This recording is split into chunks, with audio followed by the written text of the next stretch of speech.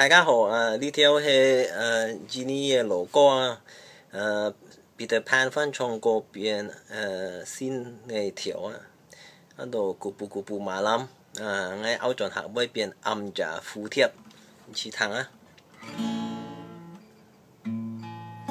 會惱佢灑個人也有。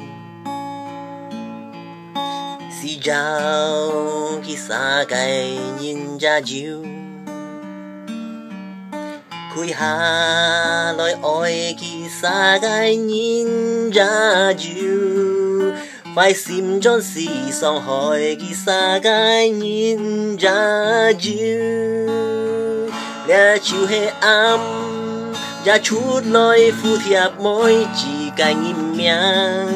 用個心親miang piang嘴唇笑容講話細聲又靚又得人惜，對每隻來尋佢寮個人客，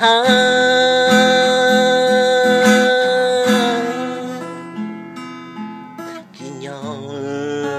做cái bởi chiu chui mò kỳ liều cái nhìn chun sim mò sang ha kỳ mu chip tu han oi cho siau sang ha kỳ siau dùng tu kéo tao bay mò mu chi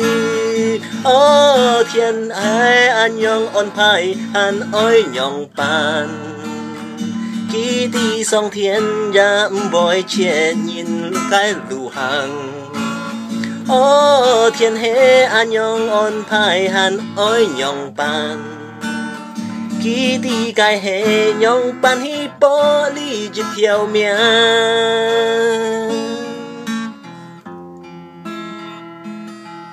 bồi nào kỳ xa cái nhìn ra chiu siau kỳ xa cái nhìn ra chiu khui lời ôi kỳ xa cái nhìn ra chiu faisim Jung傷害kỳ xa cái nhìn ra chiu裡就係暗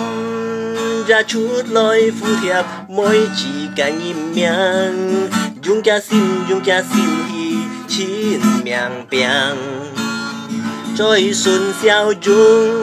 講話細聲又靚又得人惜，對每隻來尋佢寮個人客，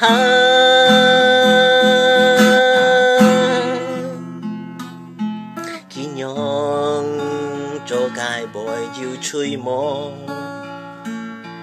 kỳ liều cái nhìn chun sim mò sang ha kỳ mu chip tu han oi cho siau sang ha kỳ siau dùng tu kéo tao bởi mò mu chi ô thiên hệ an nhong on pai han oi nhong pan kỳ đi song thiên ram bồi chuyện nhìn lũ cái hàng ô thiên hệ an nhong on pai han oi nhong pan kỳ đi cái hệ nhong pan hi bỏ li chỉ theo miang ô thiên hệ an nhong on pai han oi nhong pan kỳ đi song thiên bồi chuyện nhìn cái lũ hàng ô thiên hệ an nhong on pai han oi nhong pan kỳ đi cái hệ nhong pan hi bỏ li chỉ theo miang